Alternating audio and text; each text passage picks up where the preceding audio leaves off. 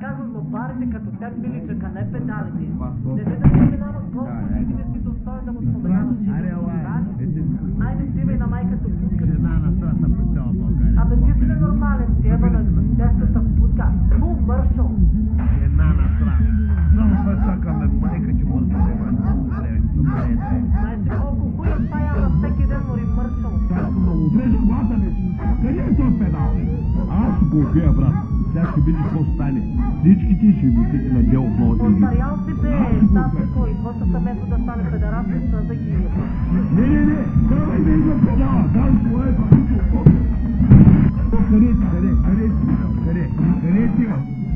Ескалация на напрежението в Ботевград, стотици излязоха на протест, няма да който говориш тук, завърши искам да говориш, чао. къщи, апартаменти и коли, след като жители на града обвиниха местен дилър. Това нема за хуя. Лапни ми микрофона, ще се подуя.